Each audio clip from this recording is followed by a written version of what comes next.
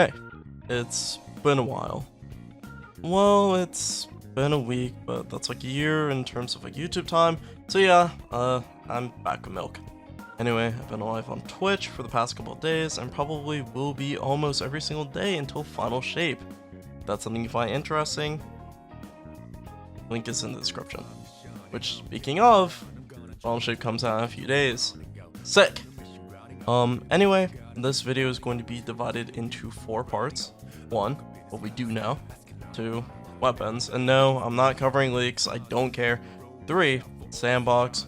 4, is PvP saved? And I guess my general thoughts. Timestamps will be in the description below. Now, just a quick preface, this is not a should you buy video. Think if you like PvP, like things like trials, comp, which to my knowledge aren't going anywhere, get the game. Like new guns, get the game. New subclass, kinda sorta, get the game.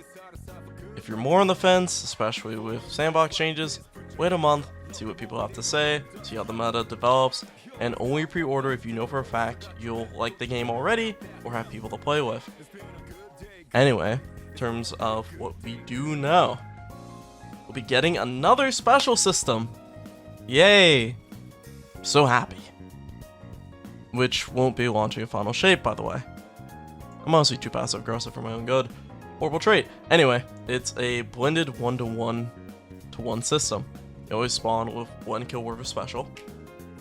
All primary weapon final blows will drop 1 kill's worth of special that only you can pick up, and traits will continue to exist, but they only give 1 brick worth of special, and they aren't as visible on the radar.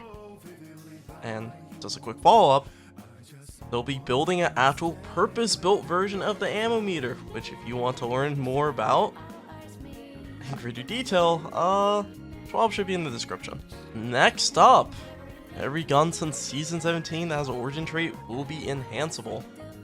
Enhanced, I don't know what the word is. Anyway, you can enhance your rows now. While enhanced perks for the most part aren't really anything special, this is pretty free. No complaints here. Things like enhanced opening shots and moment, head seeker, vorpal, threat detector, like really any good perk only becomes better with this. Alright, let's talk abilities starting things off. We have Stasis Titan getting a pretty big buff in the form of a less clunky Cryochasm or Super Slide. While Bubble finally got nerfed, with Well being a little bit less immortal, and Bubble not being instant win button.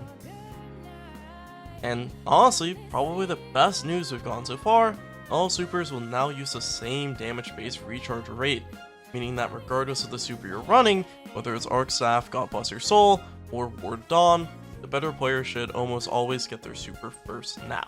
Oh, and before I forget, Grapple Melee got neutered. Sorta.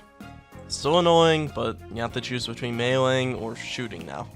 Now moving on to exotic armor. A lot of the changes being made were focused on PvE. Yes, Dragon Shadow applies its effects now if you use Ensnaring Slam, like the whole like Shram backflip thing, or the new Arc aspect. Oh, and exotic armor can be upgraded to Artifice armor with an exotic cipher and 10,000 glimmer. It's kinda sick. Now, moving on, we have Final Shape guns. I know they've kind of talked about guns that are coming back, like Primals, bring back City Hand Cowards, and every gun being on Sunset, which covered already, video, you know how it goes. I'm going to just focus on the new guns they're bringing in, and, the ones that we know about from, like, PC Gamer and things like that. Special shout out to Fallout for getting all the information, a link to his spreadsheet in the description. Now, starting things off someday, Precision Shotgun. Alternative to Frack, is it worth it? I'd say so. As far as we know, Conditional isn't getting nerfed, and unless you played during Season 15 or Soldier Soul, you probably don't have a God Roll Frack, and you've been forced to use things like Wastelander or Imperial Decree if you weren't using Conditional already. Best roll I'd go for would honestly be Threat Detector opening. Maybe you can make a case for something like Barrel Constrictor or Vorpal, or some of your more niche picks. Next up, wait, unironically, I think that might actually be it. Wait, everything else is only really good for PvE. I mean, I guess Better Devils is back. I mean, we can talk about that, I guess. But, with the most competitive roles, at least the ones that I saw, and maybe you guys will probably see, like, other stuff that's, like, usable. Like, I'd say Moving Target, Perpetual, or Slice, with, you know, Elemental, Opening Shot, Explosive Zen Moment, like, it isn't terrible. It's actually pretty solid. But unless you already like the gun, it's really hard to justify using it over something like Rose, Midnight Coup, or honestly any 140 that's been released in the past year. Anyway, new subclass, kinda, sorta, not really, but Prismatic! I think it's my first time really talking about it on the channel, giving my unfiltered thoughts, so here it goes. It looks pretty tame. Obviously subject to change, and Final Shape is changing some of the functionality of some of these abilities, but starting off with Warlock, to some of my personal picks, Sunsinger, Nova Bomb, or Winter's Wrath are probably the best supers to choose by far. Melee is personal preference, but not a lot of people are going to choose Incinerator Snap to skate, or Penumbral Blast to do the exact same thing, also freeze people. Nates are a little tough to choose from, but I'd say Healing or Cold Snap simply just are better than the rest.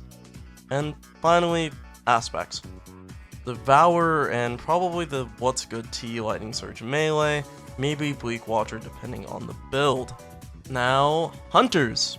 Arcblade and Goldie are unrivaled. Everything else is met in my eyes, and you really can't go wrong with any of the melees, but Knife Trick seems to be best here. Things come down to how you want to play. Arc Bolt for general offense, Dust Field for excellent defense, Grapple for mobility, and even Magnetic is a pretty solid option too. And those aspects are you know, good luck. Yeah, good luck. You'll need it. Good luck. And last but not least, Titans. Supers, probably Thunder Crash, Hammers, Behemoth. Melees, either Melting Point, or like Shoulder Charge, whatever it's called, or the Behemoth melee. Those are both pretty insane. And grenades, it's probably another case of good luck. And aspects, Knockout, and maybe the Strand one. Once again, these are just kind of all some of my own personal picks.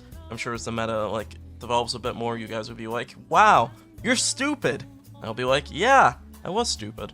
But, you know, once again, first impressions, let me know what you guys think. The thing we've all been waiting for, drumroll please, is PvP saved. No. I guess I just expected a bit more, and while I definitely did have my own suspicions, I was still choosing to be a bit optimistic. It does seem like a bulk of the PvP changes came early in the March 7th patch and into the light. And hey, who knows, maybe release day will get more PvP focused changes, but so far that doesn't seem to be the case. This isn't me being unappreciative or forgetting that Destiny is a PvE game with PvP in it. I know. Final Shape is meant to be Bungie's magnum opus. A big 3 expansion that says screw all that, it's just pick me. It's meant to be that good. I know. But I still wish we got a bit more. I wish comp got changed, but unfortunately I'm stuck playing game modes I don't care for, with crates that don't work, chasing a god roll I may never get. A video for another time. But ultimately, comp as it is now is a chore. A chore that has no real incentive beyond an emblem, transmat effect, and a couple more drops of your preferred gun. I get that we have Ascendant Alloys and Artifice Armor, which are great additions, but the Artifice Armor drop rate is so low that there's a higher chance of you matching cheaters back to back to back than getting one to drop to begin with. And this isn't even talking about one with usable stats. Trials, I don't even know what else I can say about that. Maybe add Artifice Armor? I'm not sure. It still feels lacking. Who knows, maybe the Well and Bubble changes help me enjoy it slightly more. And Iron Banner, just remove skill based. Make it rewarding again. Like, similar to how Trials is. It was always fun in D1, and I don't remember the last time I found it enjoyable in D2. Return to your roots. And forget game modes for a second, the sandbox as a whole isn't really getting changed. It may be getting worse with things like Red Death on the horizon. Headseeker and Precision Instrument are still absurd perks, making 340s and Igneous the freest guns in the world. EMT is also getting buffed for a reason. Things like Overshield, inner inaccuracy, and I guess with Prismatic on the horizon, the whole 60-40 promise that was offered back in 30th anniversary seems to be further and further and further away. Oh, and lobby balancing and 6v6 comp are still miserable to play. Fun. This isn't me saying I hate the game. I really don't. I think I'll enjoy PvE more than what I ever have, in theory at least. But they definitely dropped the ball when it came to PvP, and I'm obviously open to being proven wrong. I hope PvP is good. I hope Final Shape is good. But once again, that's just how I see it. Thanks for watching. See you guys in the next one.